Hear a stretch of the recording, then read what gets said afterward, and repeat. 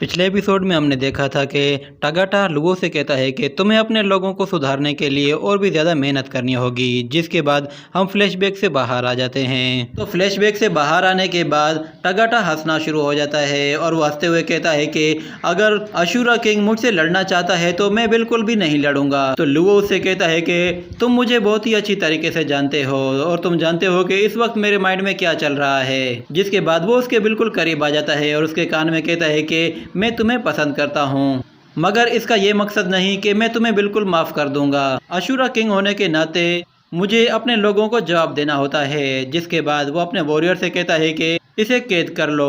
और फिर लुओ वहां से जाते हुए टागाटा से कहता है कि अगर तुमने यहाँ से भागने की कोशिश की तो मैं खुद तुम्हारे पीछे आऊंगा और खुद ही तुम्हें मारूंगा। जिसके बाद ये सीन यहीं पे कट हो जाता है और अगले सीन में हम दोबारा से मंकी किंग को देखते हैं। मंकी किंग वेस्ट सिटी में अभी भी मौजूद होता है और वो अपने कान से उस स्क्रोल को निकालता है जो टागाटा ने उसे दिया था। वो जैसे ही उस स्क्रोल को खोलता है तो वो स्क्रोल फट जाता है। उस धमाके से मंकी किंग नीचे गिरने ही वाला होता है, मगर वो बच जाता है। जिसके बाद वो देखता है कि उसके सामने एक छोटी सी मूर्ति है जो कि बिल्कुल गोल्डन कलर की है। वो मूर्ति बोलना शुरू हो जाती है और वो मंकी किंग से कहती है कि तुम्हारा बहुत बहुत शुक्रिया कि तुम मेरे साथ यहाँ पर आए। अब मेरे पास तुम्हारे लिए 2 काम और हैं जो कि तुम्हें हर हाल में करने हैं। वो मूर्ति उससे बातें कर रही होती है और दूसरी तरफ मंकी किंग उसे घूर घूर कर देख रहा होता है और उसे टच करके देखता है कि ये असली है या नकली। वो मूर्ति उसे कहती है कि ये सब कुछ हम लोग इस दुनिया को बचाने के लिए कर रहे हैं, तो उम्मीद है कि तुम जो कुछ भी करोगे वो बिल्कुल ठीक तरीके से करोगे। तो मंकी किंग उसकी बातों पर जरा भी ध्यान नहीं देता और उसे घूर घूर कर देख रहा होता है और फिर उसे टच करके देखता है और फिर कहता है कि टागाटा ने मुझे इसके बारे में कहा था कि ये मुझे बताएगा कि 1600 साल पहले क्या हुआ था। तो वो मूर्ति कहती है कि मैंने अभी कुछ बोलना शुरू नहीं किया, क्या तुम मुझसे कुछ और चीज़ पूछना चाहते हो? अगर तुम मुझसे उस इटर्नल फायर के बारे में जानना चाहते हो तो मैं तुम्हें बता दूं कि तुम्हें उसे वापस हेवन में ले जाना होगा और उसी जगह ले जाना है जहां वो पहाड़ है जिसका नाम फॉलन हिल है। और अगर तुम जानना चाहते हो कि तुम उसके रोने की आवाज़ क्यों सुनते हो तो मैं तुम्हें बता दूं कि वो लड़की डार्क सोल को आसानी से सेंस कर सकती है। और डी शेटियान जो कि टागाटा का भी गॉड है, उसने टागाटा को अपनी तलवार के बदले में अशूरा की कैद में डाल दिया है। मगर मंकी किंग को उसकी बातों में कोई भी इंटरेस्ट नहीं था। जिसके बाद वो उसे अपनी फिंगर में उठाकर गोल गोल घुमाना शुरू हो जाता है। जिसके बाद वो उसे कहता है कि प्लीज़ मास्टर मेरी बात को समझने की कोशिश करें। और फिर वो उसके हाथ से अपने आप को छुड़ाकर नीचे आ जाता है और फिर मंकी किंग से कहता है कि ये तलवार जल्द से जल्द हेवन में पहुंचाओ और उसे वापस दे दो, मगर उससे फेस टू फेस लाजमी मिलना। सुनने के बाद मंकी किंग उसके ऊपर हाथ रखता है तो वो स्क्रोल में तब्दील हो जाता है और मंकी किंग उस स्क्रोल को वापस से अपने कान में डाल देता है। और फिर मंकी किंग कहता है कि इस टागाटा ने तो मुझे मुसीबत में डाल दिया है। वो चाहता है कि मैं दोबारा से हेवन में जाऊं, वहां जाकर मैं उसी से दोबारा मिलूं जिसे मैं पसंद नहीं करता।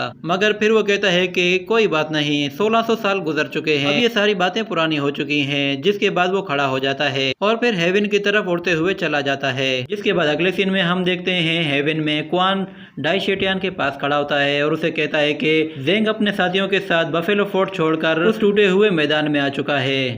तो डाई शेटियान उससे कहता है कि ठीक है, मैं समझ गया, इसके बाद बाकी का इंतजाम मैं खुद कर लूंगा और अगर तुम्हारे पास कोई और बात सुनाने के लिए नहीं है तो फिर तुम यहाँ से जा सकते हो। तो क्वान वहाँ से चला जाता है। जिसके बाद डाई शेटियान खड़ा हो जाता है। जिसके बाद अगले सीन में हमें दिखाया जाता है कि एक शख्स एक अंधेरी जगह में खड़ा होता है और उसके सामने 2 लोग खड़े होते हैं। उन लोगों ने अपना मुंह छुपाया हुआ होता है। तो उनका लीडर उन लोगों से कहता है कि मैं जेंग को और उनके साथियों को ख़त्म करने का काम तुम्हें दे रहा हूँ। तो वो लोग कहते हैं कि ठीक है, हम ये कर लेंगे। जिसके बाद सीन शिफ्ट होता है और हम लोग देखते हैं उजी को, जो कि बहुत ही ज़्यादा डरी हुई होती है और 2 लोग उसकी तरफ आ रहे होते हैं और वो लोग कोई और नहीं होते, वो सैंडी और पेग होता है जो कि उसे डरा रहे होते हैं। और दूसरी तरफ हम देखते हैं बाइलान को, जो कि किसी चमकती हुई चीज को पकड़ने की कोशिश कर रहा होता है, मगर वो उसे नहीं पकड़ पा रहा होता। और ओजू वो वहाँ पे सो रहा होता है, मगर उन लोगों के शोर की वजह से वो डिस्टर्ब हो रहा होता है और उसे नींद नहीं आ रही थी। जिसके बाद सैंडी कहता है कि ये जगह अंधेरा होने के बाद और भी ज्यादा खतरनाक हो गई है। जेंग उससे कहता है कि हमें हर हाल में वेट करना है।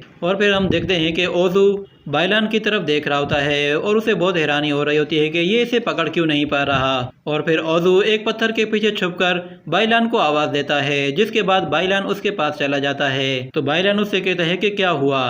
तो ओजू से कहता है कि क्या तुम जानना चाहते हो कि ड्रैगन सोल को किस तरह इस्तेमाल करते हैं। ये सुनकर बाइलान खुश हो जाता है और उसे कहता है कि क्या तुम मुझे वाकई में सिखाना चाहते हो। तो ओजू उसे कहता है कि हाँ, मैं तुम्हें सिखाऊंगा, पर पहले मुझे ये बताओ कि वो चीज़ क्या है जो तुम्हारे साथ चमकती रहती है। ये कहने के बाद अचानक से ओजी वहाँ पे आ जाती है और उन लोगों को डरा देती है। तो ओजू इससे बहुत ज़्यादा डर जाता है और वो ओजी से कहता है कि तुम कौन हो, तुमने तो मुझे डरा दिया। तो ओजी उसे कहती है कि तुम तो बचपन से ही बहुत बहादुर हो, तुमने तो गारू को भी हरा दिया था। तो ओजू हैरान होते हुए कहता है कि क्या मैंने उसे हरा दिया था। ओजी उससे पूछती है कि क्या ये सच है कि तुम अपनी ड्रैगन फैमिली को अकेले छोड़कर यहाँ पर हमारे साथ आए हो। तो ओजू उससे कहता है कि तुम्हें इन चीजों के बारे में किसने बताया है। तो ओजी उससे कहती है कि मुझे तो तुम्हारे भाई ने बताया है और उसने तो मुझे ये भी बताया था कि तुम दोनों बचपन से ही दोस्तों की तरह रहते हो। तो ओजू हैरान होते हुए उसे कहता है कि क्या तुम टेयान को जानती हो।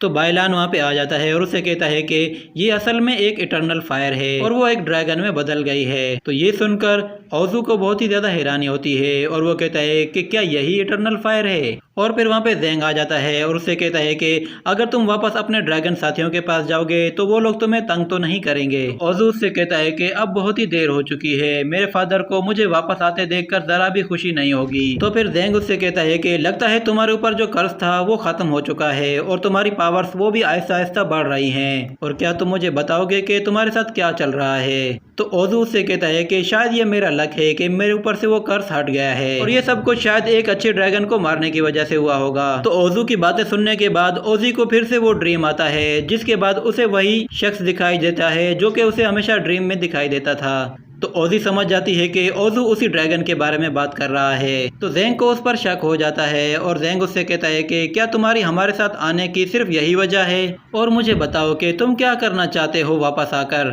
तो ओजू गुस्से से उन्हें कहता है कि तुम लोग मुझ पर शक कर रहे हो, मैंने कभी सोचा भी नहीं था। जिसके बाद वो गुस्से से वहाँ से चला जाता है और फिर ओजी ज़ेंग को बताती है कि क्या तुम्हें वो ख्वाब याद है जो मैंने तुम्हें बताया था। तो ज़ेंग समझ जाता है कि ओजू ने जो बात कही है वो उसी ड्रैगन के बारे में कही है और वो कहता है कि मेरा गेस बिल्कुल सही था। जिसके बाद ये सीन यहीं पे कट हो जाता है और अगले सीन में हम देखते हैं कि सब लोग सो रहे होते हैं कि अचानक से पहाड़ से ज़ोंबीज आना शुरू हो जाते हैं और दूसरी तरफ ओजी के पास आया होता है और उसके पास खड़ा होकर कह रहा होता है कि तुम्हारी वजह से मेरे भाई की जान गई है। और इससे पहले कि ओजू कुछ और करता, वहाँ पे ज़ोंबीज अटैक कर देते हैं, जिसे देखकर ओजू उनसे लड़ना शुरू हो जाता है और फिर सब लोगों को जगाता है। जिसके बाद हम देखते हैं कि सब लोग एक जगह जमा होकर खड़े हो जाते हैं और ओजी उनके बीच में होती है। जिसके बाद एक ज़ोंबी ओजी के ऊपर हमला करने के लिए उस पर कूदता है और ये एपिसोड यहीं पर खत्म हो जाता है।